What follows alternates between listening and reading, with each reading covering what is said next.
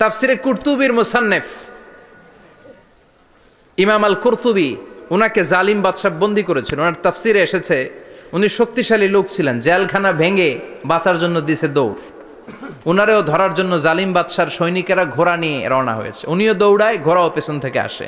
ওমিয়া মানুষ কি ঘোড়ার দৌড়ের সাথে পারে? উনি হাঁটতে হাঁটতে হয়রান হয়ে এক বালুর ময়দানে যে ধপাস করে পড়েছেন। ওরাও ঘোড়া দিয়ে এসে নেমেছে, কিন্তু আজীব তামাশা, উনি বালুতে ধপাস করে পড়েই সূরা ইয়াসিনের প্রথম 9 আয়াত তেলাওয়াত করতে শুরু করেছেন। ওরা নিচে নেমে ডানে বায়ে সামনে পিছনে খালি খুঁজে, কিন্তু দেখে না, সামনেই কিন্তু বসা। ওদের চোখটার অন্ধ করে দিছে কে? বিশ্বাস হয়? ঈমান হয়? এজন্য বিপদে পড়লে সূরা ইয়াসিনের প্রথম 9 আয়াত পড়তে রাজি আছেন? আল্লাহ তুমি তৌফিক দাও, আরো জোরে পড়েন আমিন।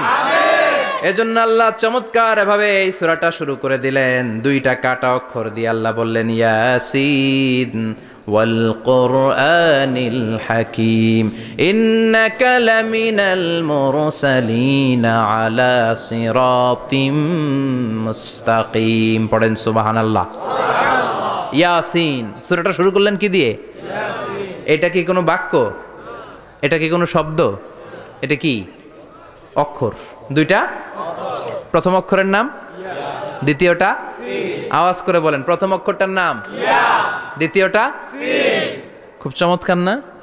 বাক্য দিয়ে এই সূরাটা শুরু করে নাই। যেমন ইযা জুলজিলাতিল আরদু জিলজালাহা, এই সূরার প্রথম আয়াত, এটা একটা বাক্য না? জি। আচ্ছা। ওয়াদ-দুহা ওয়াল-লাইলি ইযা সাজা, বাক্য না? জি।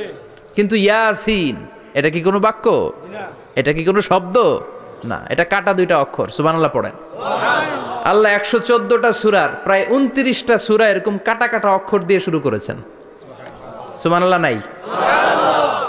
এই 29টা সূরা কখনো আল্লাহ একটা অক্ষর দিয়ে শুরু করেছেন, কখনো 2টা অক্ষর দিয়ে, কখনো 3টা দিয়ে, কখনো 4টা দিয়ে, কখনো 5টা দিয়ে। একটা অক্ষর দিয়ে আল্লাহ কোরআনের সূরা শুরু করেছেন। এরকম একটা সূরা বলেন, নুন ওয়াল কলামি ওয়া মা ইয়াসতুরুন। নুন, নুন দিয়ে সূরা শুরু হয়ে গেছে। তারপরে কফ, এক অক্ষর দিয়ে সূরা শুরু হয়ে গেছে। সুবহানাল্লাহ পড়েন। সুবহানাল্লাহ। এবার বলেন 2 অক্ষর দিয়ে সূরা শুরু হয়েছে এরকম সূরা বলেন। আমিন। এত দূরে যান কেন? এটা আছে না নাই? আছে। ইয়াসিন। সুবহানাল্লাহ পড়েন। ইয়াসিন 2 অক্ষর দিয়ে। তারপরে হামিম। এবার 3 অক্ষর দিয়ে আল্লাহ সূরা শুরু করছেন এরকম, আলিফ লাম মিম তাসিন মিম। আল্লাহু আকবার। আবার 4টা অক্ষর দিয়ে সূরা শুরু হয়েছে এরকম আছে না নাই? হাফেজ সাহেব কোন? আলিফ লাম মিম র, আলিফ লাম মিম সদ, আছে না নাই? আবার 5টা কাটা অক্ষর দিয়ে সূরা শুরু হয়েছে এরকম সূরাও আছে না নাই? সূরা মারিয়ামের শুরুতে কি আছে? কাফ হা ইয়া আইন সদ। সুবহানাল্লাহ পড়েন। এরকম প্রায় 29টা সূরা আল্লাহ কাটা কাটা অক্ষর দিয়ে শুরু করেছেন, কোনো বাক্য দিয়ে নয়, কোনো শব্দ দিয়ে নয়। কি দিয়ে? হারফ দিয়ে। হারফ, এই হারফগুলোরে বলে হুরুফ আত-তাহাজ্জি বা হুরুফ আল মুকাত্তাআত, কাটা কাটা অক্ষর। মনে রাখবেন কোরআনের আয়াতগুলো 2 ভাগে বিভক্ত, একটা মুহকাম, একটা মুতাশাবিহ। মুহকাম মানে যেগুলোর অর্থ আমরা জানি, যেগুলোর ব্যাখ্যা আমরা জানি, যেটার ইন্টারপ্রিটেশন এক্সপ্লেনেশন আমাদের জানা আছে। আর মুতাশাবিহ আমরা অর্থ জানি না, আমরা ব্যাখ্যা জানি না, এটা দিয়ে আসলে কি বুঝাইছে আমরা কেউ জানে না। জানে একজন, চিল্লায় বলেন তিনি কে? আল্লাহ বলেন ওয়া ইন কুনতুম ফি রাইবিম মিম্মা নাযালনা আলা আবদিনা ফাআতু বিসূরাতিম মিন মিসলিহি ওয়াদউ শুহাদাআকুম মিন দুনিল্লাহি ইন কুনতুম সাদিকিন। আল্লাহ বললেন ও জাহেলি যুগের লোকেরা, শোনো শোনো, এত আরবি কবিতা বানাতে পারো, এত গল্প লিখতে পারো, আরবিতে এত নোবেল বানাতে পারো, উপন্যাস বানাতে পারো, আর্টিকেল লিখতে পারো।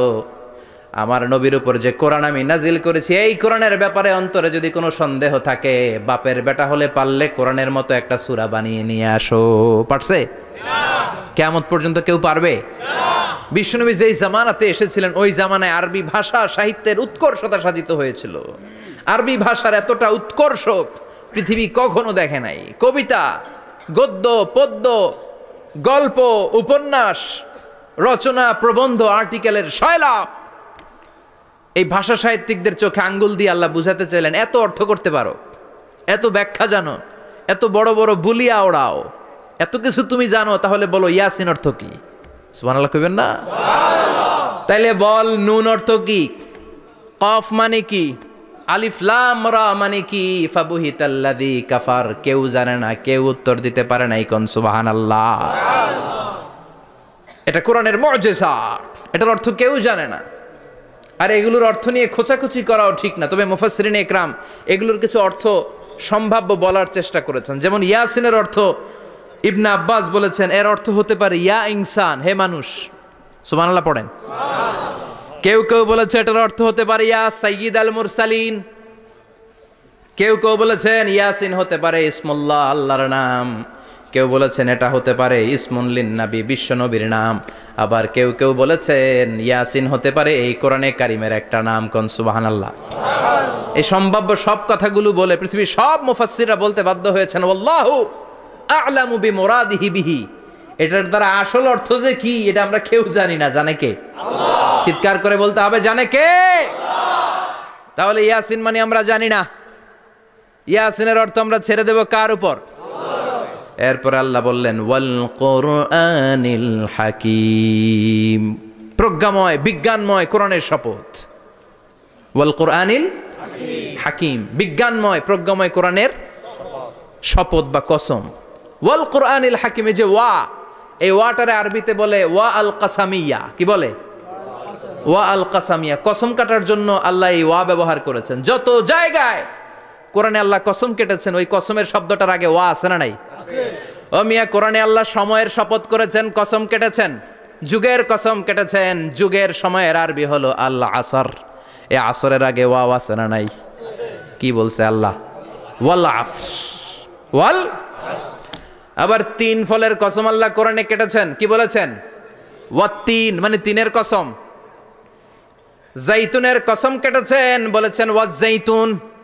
তুর পাহাড়ের কসম কেটেছেন, বলেছেন ওয়াতুরে সিনিন। যত জায়গায় কসম তত জায়গায় ওয়াও আছে না নাই? পাহাড়ের নামে কসম কেটেছেন, আল্লাহ বলেছেন ওয়াতুর। সূর্যের নামে কসম কেটেছেন, আল্লাহ বলেছেন ওয়াশ-শামসি ওয়াদুহাহা। সুবহানাল্লাহ কইবেন না? ফজরের নামে কসম কেটেছেন, কি বলেছেন? ওয়াল ফাজর। জিলহজ মাসের প্রথম 10 রাতের কসম কেটেছেন, কি বলেছেন? ওয়াল লায়ালিন আশর। জোর আর বেজরের কসম কেটেছেন, আল্লাহ বলেছেন ওয়াশ-শাফঈ ওয়াল ওয়াতর। সূরা ইয়াসিনে কাটা কাটা 2টা অক্ষরের পরে রব্বুল আলামিন কোরআনের কসম কেটেছেন। এজন্য আল্লাহ বলেছেন ইয়াসিন ওয়াল কোরআনিল হাকিম। ইয়াসিন ওয়াল কোরআনিল হাকিম, প্রজ্ঞাময় বিজ্ঞানময় কোরআনের শপথ। কোরআনের মধ্যে বিজ্ঞান আছে না নাই? বেশি না কম? বিশ্বাস হয় না নাস্তিক্য কথা বিশ্বাস হয়? নাস্তিকরা বলে কোরআনের মধ্যে বিজ্ঞান নাই, কোরআনের মধ্যে সায়েন্স নাই, কোরআনের ভেতরে টেকনোলজি নাই। কিন্তু কোরআন বলে এমন কিছু নাই, মানুষের প্রয়োজনীয় এমন কিছু নাই যেটা আমার ভিতরে নাই। আল্লাহু আকবার। আল্লাহ বললেন মা ফররাতনা ফিল কিতাবি মিন শাই, কিতাবের মধ্যে আমি কিছু বাদ রেখে দেই নাই। ইতিহাসের কথা বলেছি, পাতালপুরীর কথা বলেছি, ঊর্ধ্ব জগতের কথা বলেছি, মহাকাশের কথা বলেছি, cosmology, astrology, geology, zoology, botany, human anatomy, embryology, সব কিছুর কথা কোরআনের মধ্যে দিয়েছে কে? আল্লাহ। কোরআনের ভেতরে মানুষের কথা আছে না নাই? আছে। কোরআনের মধ্যে গাভীর কথা আছে না নাই? আছে। গাভীর কথাও আছে? কই আছে? হ্যাঁ, সূরাতুল গাভীর সূরা। সুবহানাল্লাহ কইবেন না? সুবহানাল্লাহ। মানুষের কথা আছে সূরাতুল ইনসান, জিনদের কথা আছে সূরাতুল জিন, মাকড়সার কথা আছে সূরাতুল আনকাবুত, মৌমাছির কথা আছে সূরাতুন নাহাল। মৌমাছির কথা বলেছেন, দুধের কথা বলেছেন, প্রাণীর কথা বলেছেন, খাদ্যের কথা বলেছেন, মানুষের দেহ বৈশিষ্ট্যের কথাও বলেছেন। চিৎকার করে পড়েন আল্লাহু আকবার। আল্লাহ বললেন ওয়া আওহা রাব্বুকা ইলান নাহলি আনিত্তাখিযি মিনাল জিবালি বুয়ুতাও ওয়া মিনাশ শাজারি ওয়া মিম্মা ইয়ারিশুন। সুবহানাল্লাহ পড়েন। ওয়া আওহা রাব্বুকা ইলান নাহল, আল্লাহ মৌমাছির কাছে সিক্রেট মেসেজ পাঠিয়েছেন। সুবহানাল্লাহ পড়েন। ওহীকে আরবিতে বলে সিক্রেট মেসেজ। সায়েন্টিফিক আলোচনা শুরু হইতেছে, মনোযোগ আছে না গেছে? জিমানি ধরছে? হ্যাঁ, মনোযোগ আছে না গেছে? তাকবীর দেওয়া যাবে? জোরে না আসতে? শুরুতে বিবাহিতরা দেন, এরপরে অবিবাহিতরা দেন, এরপরে সবাই মিলে দেন। বিবাহিত কারা কারা দেখি?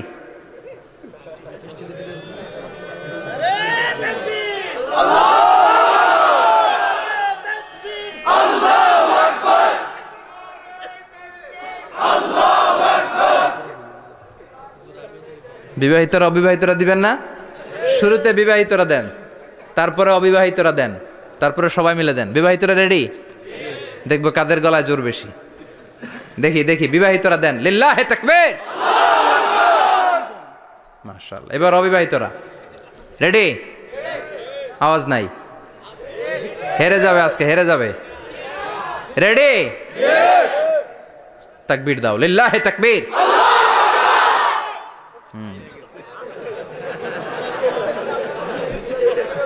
ইয়াংদের পারফরমেন্সই আলাদা,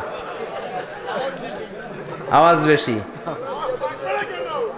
এবার সবাই মিলে তিনটা, লিল্লাহে তাকবীর, লিল্লাহে তাকবীর, লিল্লাহে তাকবীর। আল্লাহ মৌমাছিকে ওহী করেছেন। কি করেছে দেখেন, ওয়াল কুরআনিল হাকিম, আল্লাহ যে বললেন শেষ হবে না এই কথা। ওয়াল কুরআনিল হাকিম, বিজ্ঞানময় কোরআনের শপথ, প্রজ্ঞাময় কোরআনের শপথ। বিশ্বনবী বলেন লা তুহসা আজাইবুহু, কোরআনের আশ্চর্যান্বিতার কোনো শেষ নাই। ওয়ালা তাবলা গারাইবুহু, কোরআন কোনোদিন কারো কাছে পুরাতন মনে হয় না। ফিহি মাসাবিহুল হুদা, কোরআনের মধ্যে আছে হেদায়েতের মশাল। ওয়া মানারুল হিকমা, কোরআন হলো বিজ্ঞানের সুউচ্চ মিনার। লা তুহসা আজাইবুহু, কোরআনের আশ্চর্যান্বিতার শেষ নাই। যতই পড়বেন আপনি আশ্চর্য হয়ে যাবেন, যতই স্টাডি করবেন, যতই অধ্যয়ন করবেন, আপনার চোখকে খুলে দিবে কে? ওয়ালা তাবলা গারাইবুহু, কোরআন কখনো পুরাতন হয় না। পুরান হয় নাকি? যার বয়স 50 বছর ধরে নামাজি মানুষ, প্রতি নামাজের প্রত্যেক রাকাতে কোন সূরা পড়া লাগে? তো 50 বছর যদি কেউ নামাজি হয়, তাহলে কত লক্ষবার উনি সূরা ফাতিহা পড়ছে উনি নিজে জানে? তারপরেও কোনোদিন কি মনে হয়েছে সূরা ফাতিহাটা একটু পুরান পুরান লাগে? আজকে কুল হল্লা দিয়ে শুরু করুন, কথা বলেন, পুরান লাগছে কোনোদিন? এত পড়ছি এটা, আজকে আর এটা না, আজকে আর একটা, এরকম মনে হয়? ওয়ালা তাবলা গারাইবুহু, পুরান লাগে না। প্রতিদিন নতুন, প্রতিনিয়তই নতুন, অলওয়েজ নিউ, সব সময় নতুন। এজন্য বিশ্বনবী বললেন লা তুহসা আজাইবুহু, কোরআনের আশ্চর্যান্বিতার শেষ নাই। ওয়ালা তাবলা গারাইবুহু, কোরআন কখনো পুরাতন হয় না। ফিহি মাসাবিহুল হুদা, কোরআনের মধ্যে আছে হেদায়েতের মশাল। ওয়া মানারুল হিকমা, কোরআন হলো বিজ্ঞানের সুউচ্চ মিনার। সুবহানাল্লাহ। আল্লাহ বললেন ওয়া আওহা রাব্বুকা ইলান নাহাল, আমি মৌমাছির কাছে মেসেজ দিলাম, সিক্রেট মেসেজ। আনিত্তাখিযি মিনাল জিবালি বুয়ুতা, তোমরা পাহাড়ের মধ্যে তোমাদের বাড়ি বানাও, মৌচাক বানাও। অমিনা সাজার, গাছের মগ ডালে, বড় বড় ডালে তোমরা বাসা বানাও। ওয়া মিম্মা ইয়ারিশুন, উঁচু উঁচু জায়গায় মৌচাক বানাও, যাতে করে গ্রামের ছোট্ট ছেলেরা ঢিল মারতে না পারে। কোন সুবহানাল্লাহ। মৌমাছির আল্লাহ শিখাই দিছে। নিচু জায়গায় কোনোদিন মৌমাছির বাসা দেখবেন? নিচু জায়গায় সহজে নাগাল পাওয়া যায়, ধরা যায়। কথা কন, ডাল বেয়ে মগ ডালে ওঠা লাগে মধু খাইতে চাইলে। চিল্লায় বলেন ঠিক কিনা? আল্লাহ সিক্রেট মেসেজ দিলেন আর বললেন আনিত্তাখিযি। আলেম যারা আছেন বলেন তো, ইত্তাখিযি এটা কি মুজাক্কারের সিগা না মুয়ান্নাসের সিগা? কথা কইতে হবে, কেউ নাই এটার উত্তর দেওয়ার মতো। মুয়ান্নাস, মাশাআল্লাহ, এটা স্ত্রীবাচক শব্দ। আল্লাহ মৌমাছিকে যে মেসেজ করছে পুরুষ মৌমাছিরে কয় নাই, এটা নারী মৌমাছিরে কইছে। চিল্লা এখন সুবহানাল্লাহ। এখন গবেষণা করে দেখা গিয়েছে, কার্ল ভন ফ্রিচ একজন অস্ট্রিয়ান বিজ্ঞানী, উনি এটা নিয়ে গবেষণা করে 73 সালে 1973-তে নোবেল পেয়ে গেছে। এই আয়াতের উপর গবেষণা করে আল্লাহ কেমন করে সিক্রেট মেসেজ দিয়েছেন, কেমন করে মৌমাছি মৌচাকের বাসা বাঁধে, কেমন করে মধু আহরিত হয়, এটার উপর গবেষণা করে উনি একটা বই লিখেছেন, দ্য ডান্সিং বিজ। নেচে যাওয়া মৌমাছিগুলো, নাচতে নাচতে যেতে থাকা মৌমাছিগুলোর উপর একটা বই লিখে, দ্য ডান্সিং বিজ লিখে উনি নোবেল প্রাইজ পেয়েছেন এই মধুর উপরে। চিল্লায় পড়েন আল্লাহু আকবার। এখন কোরআনের আয়াত থেকে বোঝা গেল আনিত্তাখিযি মিনাল জিবালি বুয়ুতা, আল্লাহ নারী মৌমাছিকে বলেছেন মৌচাক বানাও, তোমাদের মধু রাখার জন্য বাসা বানাও। কার্ল ভন ফ্রিচ গবেষণা করে পেয়েছে মৌচাকের বাসা বানানো হয়, মধু আহরণ করা হয় যে এই মৌমাছিটা নেতৃত্ব দেয় এটা পুরুষ মৌমাছি নয়, এটা হলো মহিলা মৌমাছি। কোন সুবহানাল্লাহ। পুরো মৌচাকের মধ্যে মধু আহরণ, মধু নেওয়া, পুরো প্রসিডিউরটা সারার জন্য কোনো পুরুষ মৌমাছি লিডিং দেয় না, লিডিং দেয় একটা নারী মৌমাছি, স্ত্রী মৌমাছি। এজন্য ইত্তাখিজ, ম্যাসকুলিন জেন্ডার ইউজ না করে আল্লাহ বলেছেন ইত্তাখিজি। নারী মৌমাছিকে আল্লাহ অ্যাড্রেস করে বলেছেন যাও মৌচাক বানাও আর এটার মধ্যে মধু আহরণ করো। চিল্লায় পড়েন আল্লাহু আকবার। আল্লাহ বললেন ইত্তাখিজি মিনাল জিবালি বুয়ুতা, পাহাড়ের মধ্যে ঘর বানাও, মিনাশ শাজার, গাছের বড় ডালের মধ্যে ঘর বানাও, ওয়া মিম্মা ইয়ারিশুন, উঁচু উঁচু জায়গায় ঘর বানাও।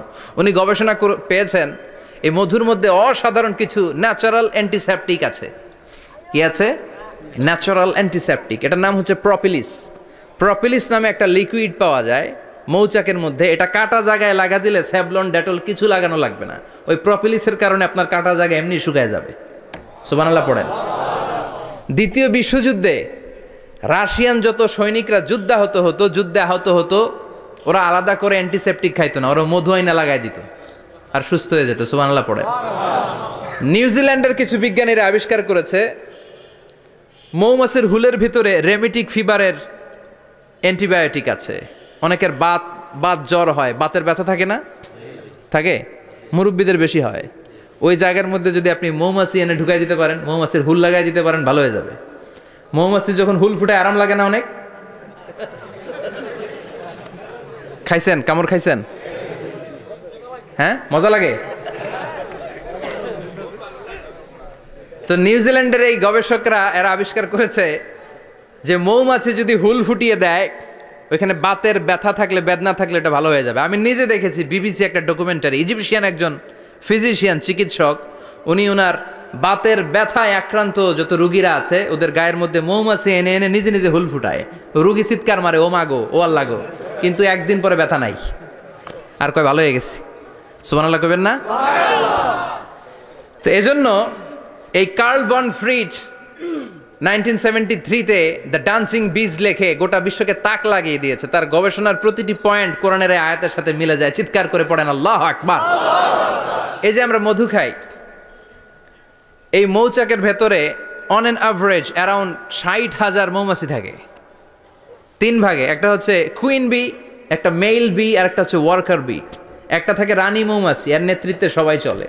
আর একটা থাকে মেল বি, পুরুষ মৌমাছি, বংশ বাড়ানোর জন্য এদের কাজে লাগে। আর সব হচ্ছে ওয়ার্কার বি, সবাই কাজ করে। আল্লাহ বললেন সুম্মা কুলি মিন কুল্লি সামারাত ফাসলুকি সুবুলা রাব্বিকি যুলুলা। আল্লাহ সিক্রেট মেসেজ দিয়ে বললেন গাছের উপরে বাসাবাদ, পাহাড়ের উপরে মৌচাকের বাসাবাদ, উঁচু উঁচু জায়গায় তোমরা তোমাদের বাসা বাঁধো। সুম্মা কুলি মিন কুল্লি সামারাত, এরপর এলাকার যত মিষ্টি মিষ্টি ফুল আছে, ফল আছে, ওখান থেকে রস নিয়ে আসো। সুবহানাল্লাহ। পুষ্পরস সংগ্রহ করে মধুগুলো, এটার বলে sweet nectar. They collect the sweet nectar from the flowers. এবং মধুর মধ্যে এত চমৎকার জিনিস থাকার কারণ হচ্ছে মৌমাছিগুলো ওই এলাকার সব ধরনের ফুল, ভালো ভালো সুগন্ধযুক্ত ফুল ফল থেকে রস নিয়ে আসে। তো ওই গাছগুলোর মধ্যে বনাজি গাছ আছে না নাই? ঔষধি গাছ আছে না নাই? এজন্য মধুরে বলা হয় সব রোগের ঔষধ। যত বনাজি ঔষধি গাছের নির্যাস আর পুষ্পরস আছে সব আল্লাহ মধুর ভিতরে ঢুকায়া মধুকে আল্লাহ ন্যাচারাল ভ্যাকসিন বানিয়ে দিয়েছেন। চিল্লায়ে পড়েন আল্লাহু আকবার। আল্লাহ বললেন সুম্মা কুলি মিন কুল্লি সামারাত, সব ফল আর ফুল থেকে এই নেকটার পুষ্পরস নিয়ে আসো। ফাসলুকি সুবুলা রাব্বিকি যুলুলা, যেমন যেমন গিয়েছিলা পথ চিনায় আবার ফিরে আসো। ইয়াখরুজু মিন বুতুনিহা শারাব, এরপর তাদের পেট থেকে বের হয় শারাব। মুখতালিফুন আলওয়ানু, এক একটা মধুর কালার হয়ে যায় এক এক রকম। কোন সুবহানাল্লাহ। সরষে ফুলের মধু একটু সাদা সাদা হয় না? আমি হচ্ছি মধু খাওয়ার পোক। আমি দেশে বিদেশে যেখানে গিয়েছি ফ্রেশ হানি আমি অনেক খুঁজেছি। ইয়ামানি একটা মধু পাওয়া যায়, ইয়ামানের সাওয়াহিলি এলাকায়, পাহাড়ি এলাকায়, একেবারে কুচকুচে কালো। আবার অনেক মধু আছে কিছুটা খয়েরি এবং হলুদ বর্ণের, কিন্তু সরষে ফুলের যে মধুটা এটা অনেকটা সাদা। এই পুষ্পরস নিয়ে মৌমাছিগুলো মৌচাকের মধ্যে ঢেলে দেয় না, এগুলো খেয়ে ফেলে। প্রত্যেকটা মৌমাছির পেটের ভেতরে আল্লাহ 2টা করে স্টোমাক দিয়েছে, পাকস্থলী। সুবহানাল্লাহ পড়ে। এটাই Karl von Frisch the dancing bees বইয়ের মধ্যে লিখেছে গবেষণায়, যে 2টা পাকস্থলী। একটা পাকস্থলী দিয়ে মৌমাছি খায়, নিজে খেয়ে বাঁচে, আর একটা পাকস্থলী দিয়ে এই ফ্লাওয়ার নেক্টার, পুষ্পরস সংগ্রহ করে ওই পাকস্থলিতে রাখে। ওই পাকস্থলীর ভেতরে আল্লাহ একটা ন্যাচারাল এনজাইম দিয়েছেন, ওই এনজাইমের সাথে ওই পুষ্পরসটা মিক্সড হয়। তারপরে আরেকটা টিউব আছে, ওই টিউব দিয়ে মৌমাছি যে সেই বাসার মধ্যে মৌমাছি যে সেখানে সাপ্লাই করে দিয়ে আসে, মধু ঢুকিয়ে দিয়ে আসে। চিল্লায় পড়েন সুবহানাল্লাহ। তার মানে বিষয়টা এমন না ফুলের রস নিয়ে মৌচাকের দিয়ে আসলো, ফুলের রস সে নেয়, তার স্পেশাল একটা স্টোমাকের মধ্যে ঢুকায়, সেখানে এনজাইম দিয়ে পাচক রস দিয়ে আল্লাহ এটাকে সমৃদ্ধ করে দেয়। তারপর আলাদা একটা নল দিয়ে টিউব দিয়ে মৌচাকের ভেতরে ঢুকিয়ে দেয়। কোন সুবহানাল্লাহ। কি অসাধারণ পদ্ধতিতে আল্লাহ মধু বানালেন। আর কি সুন্দর মধু হাতের মধ্যে লয়া জিব্বা দিয়া চাটে আর গান গায়, মধু হই হই বিষা বাইলা। আছে না নাই? আল্লাহ শুকরিয়া নাই? মধু খায় আর গান গায়, মধু হই হই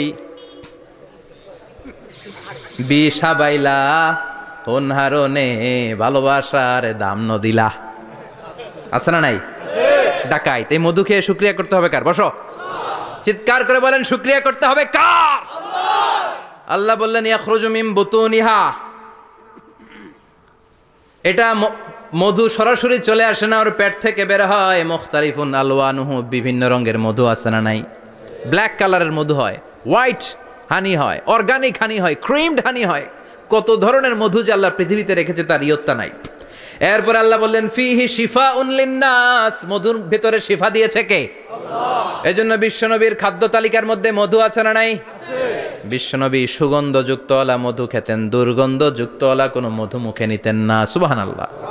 বিশ্বনবীর জামানায় মাগাফির নামে একটা মধু ছিল, দুর্গন্ধযুক্ত। এটা কখনো বিশ্বনবী মুখে নিতে চাইতেন না। সুগন্ধযুক্ত মধু সবসময় বিশ্বনবী খেতেন। বিশ্বনবীর স্ত্রীরা এই সুগন্ধিযুক্ত মধু বোতলের মধ্যে প্রিজার্ভ করে রাখতেন বিশ্বনবীকে দেওয়ার জন্য। বিশ্বনবী প্রাণ ভরে এগুলো পান করতেন। সুবহানাল্লাহ। বিশ্বনবী যে সমস্ত খাদ্যগুলো পছন্দ করতেন হাদিসে এসেছে। বিশ্বনবী রুটি খেতেন, খেজুর খেতেন। খেজুর, খেজুর চিনেন? বালাহ, তামার।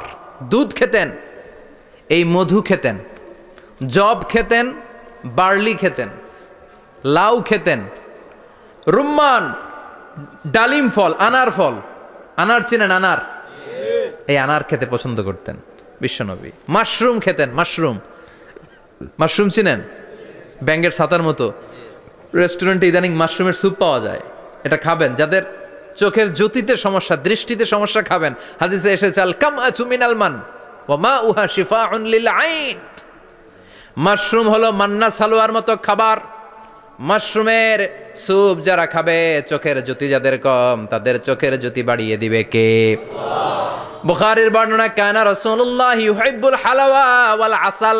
বিশ্বনবী মিষ্টান্ন খেতে বড্ড পছন্দ করতেন, আবার বিশ্বনবী বেশি বেশি মধু খেতে পছন্দ করতেন। সুবহানাল্লাহ। কোরআনে দুইটা জিনিসের ক্ষেত্রে আল্লাহ শিফা যোগ করেছেন, যে দুইটা জিনিসের সাথে সম্পৃক্ত হলে শিফা।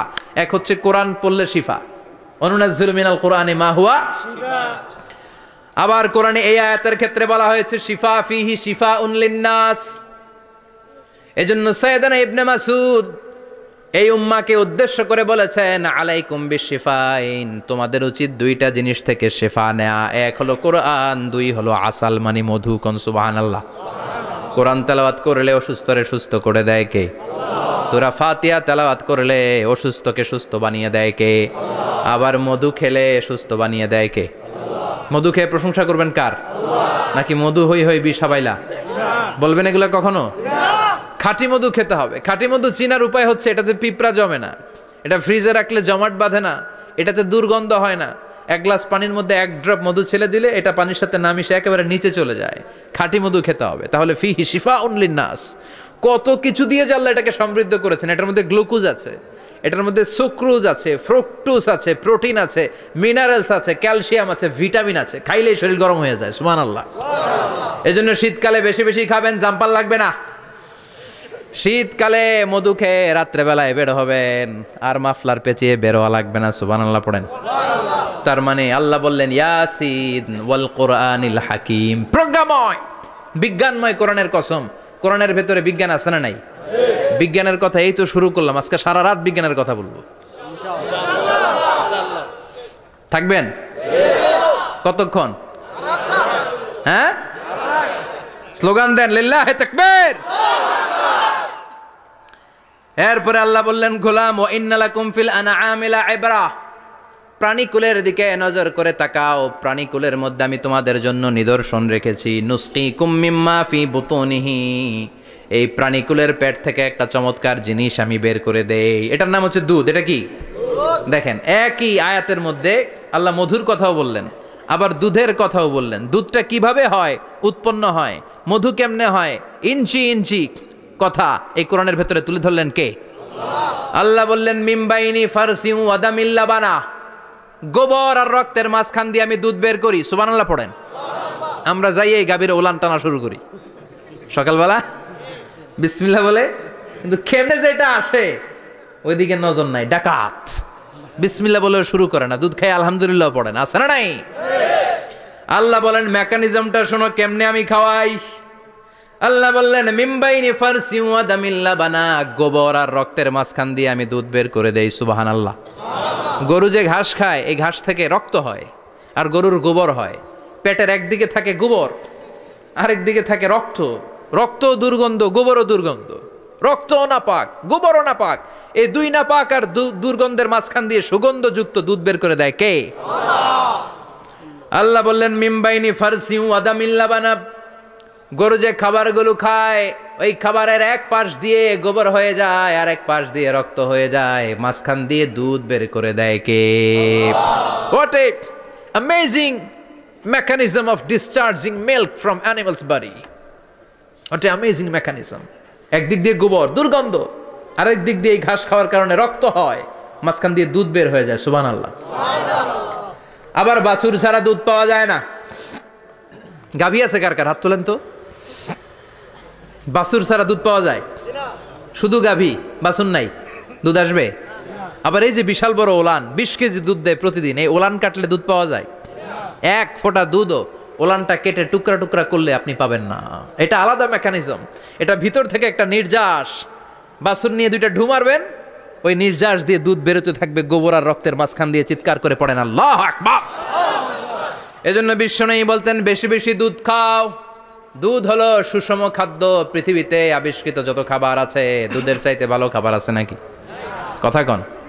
মানুষ পানি খেয়ে 3-4 দিন বাঁচে জানেন, আর পানির মধ্যে লবণ দিলে 7-8 দিন বাঁচতে পারবেন। আর দুধ পাইলে আজীবন বাঁচবেন আপনি। দুধ খেয়ে যদি হজম করতে পারেন, দুধ খেয়ে হজম করতে পারলে আজীবন বেঁচে যাবেন। সুষম খাদ্য। বিশ্বনবী যে রাতে মেরাজে যাবেন, সিদরাতুল মুনতাহা পার হওয়ার পরে বিশ্বনবীর পরীক্ষা শুরু হলো। বিশ্বনবীকে বুখারীর বর্ণনা 3টা গ্লাস দেয়া হলো। কাদাহ ফিহি লাবান, এক গ্লাসের মধ্যে দুধ ছিল। ওয়া কাদাহ ফিহি আসাল, আরেক গ্লাসের মধ্যে ছিল মধু, আরেক গ্লাসের মধ্যে ছিল মদ। কাদাহুন ফিহি খামার। বিশ্বনবীকে 3টা গ্লাস দিয়ে বলা হলো নবী চুজ করেন কোনটা নেবেন। এক গ্লাসে মধু, আরেক গ্লাসে দুধ, আরেক গ্লাসের মধ্যে বিশ্বনবীকে দেয়া হলো মদ। বিশ্বনবী বললেন যে এই গ্লাসের ভেতরে দুধ আছে, আমি ওই পেয়ালাটা নিলাম। সাইয়েদনা জিব্রাইল বললেন ইয়া রাসূলুল্লাহ আখাস্তাল ফিতরা, আপনি যেমন নিছেনও তেমন। সুবহানাল্লাহ কইবেন না? বিশ্বনবী দুধ খেতে পছন্দ করতেন। আর বিশ্বনবী বলতেন আলাইকুম বি আলবানিল বাকার, বেশি বেশি গরুর দুধ খাবা। ফা ইন্নাহা তুরাম্মু মিনাল আশজার, কেননা এটা সবুজ লতা পাতা ঘাস পাতার নির্যাস। গরু কি খায়? ঘাস খায় না? এই ঘাসের নির্যাস হচ্ছে দুধ। বিশ্বনবী বলতেন বেশি বেশি দুধ খাবা। ফিহি শিফার মধ্যে শিফা আছে। ফি লাবানিহা শিফা ও লুহমিহা দা, গরুর দুধে আছে শিফা, গরুর গোশতের মধ্যে আছে রোগ। সুবহানাল্লাহ কোন। কত বড় ফিলোসোফার বিশ্বনবী। বিশ্বনবী বলে গিয়েছেন গরুর দুধ বেশি খাও কিন্তু গোশ বেশি খাইও না। আর আমরা গরুর গোশ পাইলে কোপায় ফেলাই। সাদা ভাত আর ঝাল গরুর মাংস যদি হয়, ওই যে অনেকের জিহ্বায় পানি চলে আসছে। সুবহানাল্লাহ কইবেন না? বিশ্বনবী বলতেন দুধ খাও, গোশ খাইও কম। গরুর গোশত কম খাবা, গরুর দুধ বেশি খাবা। সুস্থ রাখবে কে? আল্লাহ। আবার বিশ্বনবী মায়েদেরকে বলেছেন ও মায়েরা, সন্তান হওয়ার পরে 2 বছর দুধ খাওয়াবা। আল্লাহু আকবার। ওয়াল ওয়ালিদাতু ইউরদি'না আওলাদাহুন্না হাওলাইনি কামিলাইনি লিমান আরাদা আন ইউতিম্মার রাদা'a। সন্তান যারা পেয়েছো মায়েরা, বোনেরা, 2 বছর দুধ খাওয়া সন্তানকে সুস্থ রাখবে কে? আল্লাহ। বাচ্চা ডেলিভারির পরপরই আল্লাহ তাআলা মায়ের বুকে একটা দুধ দেয়, এটাকে বলে শাল দুধ। এটা হচ্ছে বাচ্চার জীবনের প্রথম প্রাকৃতিক টিকা। সুবহানাল্লাহ কয় না? এটা বেবির জীবনে ন্যাচারাল প্রাকৃতিক টিকা, প্রতিষেধক আল্লাহ দিয়ে দিয়েছে। আপনার বাচ্চাকে টিকা দিন, স্লোগান আছে না? 5টা 7টা টিকা দেওয়া লাগে, প্রথম টিকাটা আল্লাহ নিজেই ফ্রি দিয়ে দিছে। এটা শাল দুধের ভেতরে পাওয়া যায়। এজন্য বাচ্চাকে শাল দুধ খাওয়াতে হবে, তার ব্রেনের গ্রোথ হবে, সে শক্তিশালী হবে, সে দেশপ্রেমিক হবে, সে আল্লাহওয়ালা হবে। চিল্লা এখন ঠিক কিনা? যে মায়েরা বাচ্চারে দুধ খাওয়ায় ওই বাচ্চারা মায়েরে ভালোবাসে বেশি, আর যেই মা গুলো বাচ্চারে দুধ না খাওয়ায় আর ডানু খাওয়ায়, আর কি কি আছে, হরলিক্স আর সিরালেক, কমপ্লেট, যারা এগুলো খাওয়াবে ডানু খাওয়াবে, যারা ল্যাকটোজেন খাওয়ায়, যারা বুকের দুধ খাওয়াতে চায় না কোনো কারণ ছাড়া, 2 বছর বাচ্চারে দুধ দিতে চায় না, এই বাচ্চাগুলো বড় হলে ওই মারে বৃদ্ধাশ্রমে দিয়ে আসবে। কথা কন, কথা কন। এজন্য মায়েরা, বোনেরা, সন্তান হলেই তাকে বুকের দুধ দিয়ে আল্লাহর পক্ষ থেকে যে টিকাটা, এই টিকাটা পেটের ভেতরে ঢুকায় দিতে হবে। চিল্লা এখন ঠিক কিনা? এটা হচ্ছে ন্যাচারাল টিকা। এজন্য আল্লাহ বললেন ইয়াসিন ওয়াল কোরআনিল হাকিম। ইয়াসিন, বিজ্ঞানময় কোরআনের শপথ। কোরআনের মধ্যে বিজ্ঞান আছে না নাই? অভাব নাই। কয়টা শুনবেন? আল্লাহ কসমোলজির কথা বলেছে, অ্যাস্ট্রোলজি কথা। কসমোলজি হচ্ছে সৃষ্টি তত্ত্ব। কসমোলজি কি? সবাই বলেন কসমোলজি কি? আল্লাহ বললেন আওয়ালাম ইয়ারাল্লাযীনা কাফারু আন্নাস সামাওয়াতি ওয়াল আরদা কানাতা রাতকান ফাফাতাকনাহুমা। কাফেররা কি দেখে না মহাবিশ্বের সব কিছু একসাথে মিলে ঝিলে ছিল, বিশাল এক বিস্ফোরণের মাধ্যমে আমি মহাবিশ্ব তৈরি করেছি। সুবহানাল্লাহ। আদিতে, শুরুতে কিন্তু সব আকাশ, বাতাস, জমিন, চন্দ্র, সূর্য, নক্ষত্র, গ্রহ, নীহারিকা পুঞ্জ, গ্যালাক্সি, ব্ল্যাক হোল, সব কিছু মিলেমিশে একসাথে ছিল। এটার ঘনত্ব ছিল খুব বেশি। মহাবিশ্বের সব কিছু ছিল একটা বিন্দু। এটাকে বিজ্ঞানীরা নাম দিয়েছে দ্য সিঙ্গুলারিটি, মহা একত্ব। এরপর একটা প্রচন্ড বিস্ফোরণের মধ্য দিয়ে মহাবিশ্ব সৃষ্টি হয়েছে। এটার ওরা নাম দিয়েছে বিগ ব্যাং থিওরি। কি নাম? স্টিফেন হকিং মারা গেছে না গত বছর নাকি? হ্যাঁ, বছর খানিক আগে মারা গিয়েছে। সবচেয়ে বড় পদার্থবিজ্ঞানী ছিল। সে একটা বই লিখেছে, from the brief history of time, a brief history of time from big bang two black hole.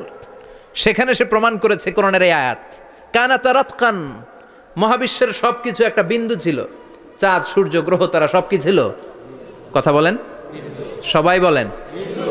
একটা মাত্র বিন্দু ছিল। আল্লাহ বলেন, don't the disbeliever observe that the heavens and earth were joined together, then I separated with a gigantic sound, explosion. সব একসাথে ছিল, চাঁদ, তারা, আকাশ, নদী, নালা সব একসাথে।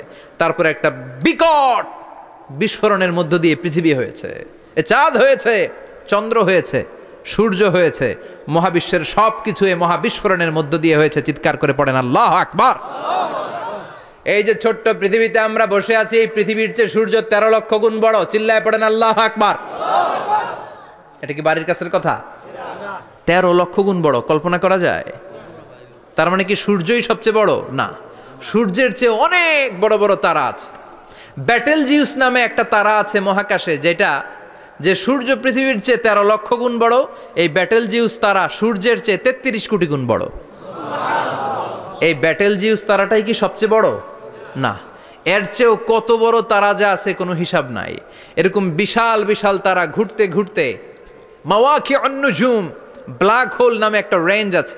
এই রেঞ্জের মধ্যে যদি ঢুকে যায়, ছোট্ট বাচ্চার মুখে চকলেট দিলে বাচ্চা যেমনি চকলেট চুষে খেয়ে ফেলে, এই বিশাল বিশাল তারাগুলো ব্ল্যাক হোলের মধ্যে ঢুকলে এক মুহূর্তের মধ্যে নিঃশেষ হয়ে যায়। চিল্লায় পড়েন আল্লাহু আকবার। এজন্য আল্লাহ বললেন, ফালা উকসিমু বিমাওয়াকিউন নুজুম, এই তারকা নিঃশেষ হওয়ার যে জায়গাটা, এই জায়গার কসম আমি কোরআনের মধ্যে খেলাম। এই ব্ল্যাক হোলের রেঞ্জের ভেতরে তারা আসলে মুহূর্তের মধ্যে নিঃশেষ বানিয়ে দেয় কে? একটা তারার চেয়ে আরেকটা তারা বড়। এরকম হাজার কোটি তারা মিলে আমাদের গ্যালাক্সি। এই গ্যালাক্সির নাম হচ্ছে মিল্কি ওয়ে। কি নাম? আমাদের গ্যালাক্সির নাম কি? সবাই বলেন তো। Milky way. কি নাম? এরকম একটা গ্যালাক্সি না, লক্ষ কোটি গ্যালাক্সি আছে। আমাদের গ্যালাক্সির পরে সবচেয়ে কাছের গ্যালাক্সির নাম অ্যান্ড্রোমেডা। কি নাম? এই অ্যান্ড্রোমেডা গ্যালাক্সি আমাদের গ্যালাক্সি থেকে 2.5 মিলিয়ন লাইট ইয়ার দূরে, মানে 25 লক্ষ লাইট ইয়ার। সুবহানাল্লাহ কইবেন না? আলোর গতি হচ্ছে পৃথিবীতে সবচাইতে বেশি বর্তমান সময় পর্যন্ত, জানেন? সেকেন্ডে কত মাইল? 1,86,000 মাইল। 1 সেকেন্ডে আলো ছুটে 1,86,000 মাইল বেগে। এত ব্যাগের কোনো প্লেন বা রকেট নিয়ে যদি আপনি আমাদের গ্যালাক্সি থেকে মিল্কি ওয়ে থেকে অ্যান্ড্রোমেডাতে যেতে চান, তাহলে আপনার 25 লক্ষ বছর লেগে যাবে। সুবহানাল্লাহ বাড়িতে যায় বললেন। এরপর আল্লাহ বললেন, ওয়াস সামাআ বানাইনাহা বিআইদিন ওয়া ইন্না লামুসিউন। আকাশ আমি বানালাম, গ্যালাক্সি আমি বানালাম, বানানোর পর থেকে সবগুলোর আমি প্রশস্ত করতে শুরু করে দিলাম। সব ছিল ক্ষুদ্র, একটা বিন্দুর মধ্যে আমি বিস্ফোরণ করলাম একটা আওয়াজ দিয়ে। আওয়াজটা ছিল কুন। আওয়াজটা ছিল কি? জোরে কন, আবার কন। কুন ফায়া ইন্নামা আমরুহু ইযা আরাদা শাইআন আন ইয়াকুলা লাহু কুন ফায়াকুন। আল্লাহ যখন কিছু করতে চান শুধু বলেন কুন, শুধু বলেন বি। কুন মানে বি, ইট ওয়াজ, এটা হয়ে যায়। হাও বলতে দেরি। এই মহাবিস্ফোরণের নেপথ্যে যে শব্দটা ছিল সেটা ছিল কুন। সেটা ছিল কি? আল্লাহ কুন বলতে দেরি, মুহূর্তের মধ্যে বিগ ব্যাং, বিশাল এক্সপ্লোশন, তারপর থেকে মহাবিশ্ব ছড়াচ্ছে। আল্লাহ বলছেন এই কোরআনের ভেতরে বলে দিয়েছেন, ওয়া ইন্না লামুসিউন। আমি এই মহাবিশ্বকে, এই গোটা ইউনিভার্সকে আমি প্রতিনিয়ত সম্প্রসারিত করছি। প্রতিনিয়ত এটা বড় হচ্ছে, সম্প্রসারিত হচ্ছে। চিল্লায় বলেন আল্লাহু আকবার। আজ থেকে মাত্র 20 বছর আগে এটা তারা আবিষ্কার করেছে। এটা কোন সাল? 2020 বছর পেছনে গেলে কত? 1998, তাই না? এই 1998 সালে তারা আবিষ্কার করেছে সুপারনোভা কসমোলজি প্রজেক্ট। এই সুপারনোভা কসমোলজি প্রজেক্টে তারা এই সিদ্ধান্তে এসেছে যে মহাবিশ্ব কোন নামক এক বিস্ফোরণের পর থেকে যে সম্প্রসারিত হচ্ছে, আজ পর্যন্ত এটা শুধু বাড়ছে আর বাড়ছে, অ্যাক্সেলারেটিং হচ্ছে, এক্সপান্ডিং হচ্ছে, এটা কমছে না। কিয়ামত পর্যন্ত এটা বাড়তেই থাকবে। চিৎকার করে পড়েন আল্লাহু আকবার। এজন্য আল্লাহ বললেন, ইয়াসিন ওয়াল কোরআনিল হাকিম। বিজ্ঞানময়, প্রজ্ঞাময় কোরআনের শপথ। এই কোরআনের ভেতরে আমি কসমোলজির কথা বলেছি, অ্যাস্ট্রোলজির কথা বলেছি, জিওলজির কথা বলেছি, ফিজিক্সের কথাও বলেছি। সুবহানাল্লাহ। ফিজিক্স মানে কি? পদার্থ। পদার্থের সবচেয়ে বড় উপাদান হচ্ছে লোহা। লোহার কথা কিন্তু কোরআনে নাই। আছে? কই আছে? হ্যাঁ, সূরাতুল হাদিদ, লোহার নামে একটা সূরা দিয়েছে আল্লাহ কোরআনে। সুবহানাল্লাহ পড়বেন না? সূরার নাম সূরাতুল হাদিদ। সূরার নাম কি? চিল্লায় বলেন সূরার নাম সূরাতুল হাদিদ। হাদিদ মানে লোহা। আল্লাহ বললেন, ওয়া আনজালনাল হাদিদা ফীহি বা'সুন শাদীদ।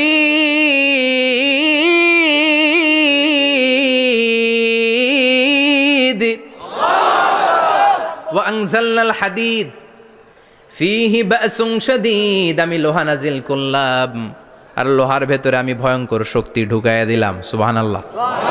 ফিহি মানাফিউ লিন-নাস। লোহার ভেতরে মানুষের জন্য অনেক কল্যাণ আছে। সুবহানাল্লাহ। লোহা ছাড়া পৃথিবীতে কিছু হয়? আংটি বানাতে লোহার দরকার আছে না নাই? ঘড়ি বানাতে, গাড়ি বানাতে, বাড়ি বানাতে, মোবাইল বানাতে, হেলিকপ্টার, প্লেন, রকেট, মাইকের স্ট্যান্ড। সুবহানাল্লাহ কোন? এমন কোন জিনিস নাই যেটার মধ্যে লোহা লাগে না। এজন্য আল্লাহ বললেন, এই লোহার নামে আমি একটা সূরা ডেডিকেট করলাম। ওয়া আনজালনাল হাদিদ ফিহি বা'সুন শাদীদ। আমি লোহাকে নাজিল করেছি। আল্লাহ বলেছেন, খেয়াল করে শব্দটা শুনেন, ওয়া আনজালনাল হাদিদ। আমি লোহাকে উপর থেকে নাজিল করেছি। কি করেছি? কথা বলেন। তার মানে লোহা পৃথিবীতে ছিল না, নাজিল করছে কে? আল্লাহ। লোহা পৃথিবীতে ছিল? পৃথিবীতে ছিল? পৃথিবীতে থাকলে নাজিল করবেন কেন? এই যে কোরআনটা পৃথিবীতে আগে ছিল, নাজিল করছে কে? আল্লাহ। কোন ফেরেশতাকে দিয়ে? সাইয়েদনা জিবরাইল। কোন নবীর উপর? বিশ্বনবী মুহাম্মদুর রাসূলুল্লাহ। আল্লাহু আকবার। তার মানে ওহি পৃথিবীতে ছিল না, আল্লাহ উপর থেকে নাজিল করেছেন। নুজুল মানে উপর থেকে নিচের দিকে আসা। এই নুজুল শব্দ ব্যবহার করে আল্লাহ বললেন, ওয়া আনজালনাল হাদিদ। লোহাকে আমি নাজিল করেছি। তার মানে লোহা পৃথিবীর উপাদান নয়, লোহা এসেছে উপর থেকে। কোন সুবহানাল্লাহ। বিজ্ঞানীরা, পদার্থবিদ যারা গবেষণা করে এটাই পেয়েছেন, লোহা আসলে পৃথিবীর না। লোহা পৃথিবীতে উৎপাদন করা হয় নাই। লোহার যে মলিকিউল, অণু আছে, লোহার একটা অণু তৈরি করার মতো ক্ষমতা পৃথিবীর নাই। ইভেন এই সৌরজগতের কোনো কিছুর নাই। সূর্যের তাপেও লোহা তৈরি হতে পারে। লোহার ছোট্ট একটা অণু তৈরি করতে কমপক্ষে 1 কোটি ডিগ্রি সেলসিয়াস তাপের প্রয়োজন হয়। তার মানে এটা পৃথিবীর কোনো উপাদান নয়, এটা আনজালনাল হাদিদ, আল্লাহ বলেন মহাবিস্ফোরণের কারণে গলিত অন্য কোনো তারার ভেতর থেকে লোহার উপাদান আমি পৃথিবীর ভিতরে এনে ঢুকিয়ে দিয়েছি। তার মানে পদার্থের কথা কোরআনে আছে না নাই? সুবহানাল্লাহ কইবেন না? এরপরে বায়োলজির কথা আছে না নাই? বায়োলজিক্যাল অ্যাসপেক্ট অফ মাউন্টেন্স, কেমন করে পাহাড়ি রেঞ্জ তৈরি হলো, আছে না নাই? ওয়াজআলনাল জিবালা আওতাদা, পাহাড়কে আমি পেরেক মেরে দিয়েছি। ওমিয়া কাঠের ভেতরে যখন পেরেক মারেন, পেরেকের বেশিরভাগ অংশ কাঠের ভেতরে ঢুকে যায়, উপরে দেখা যায় সামান্য, ঠিক কিনা? তো লোহা যদি আল্লাহ পেরেক মারেন, উপরে যা দেখা যায় এটা সামান্য, আসল পাহাড় তো মাটির নিচে। সুবহানাল্লাহ কইবেন না? আসল পাহাড় কোথায়? পেরেক যদি কাঠের মধ্যে ঢুকিয়ে দেন, পুরো পেরেকটা কাঠে ঢুকে যায় না, উপরে দেখা যায় কদ্দুর? সামান্য। পাহাড়ের যা আপনি দেখেন এটা তো পেরেকের মাথা, পুরো পাহাড়টা আল্লাহ জামিনের ভেতরে গেড়ে দিয়েছেন। চিল্লায় পড়েন আল্লাহু আকবার।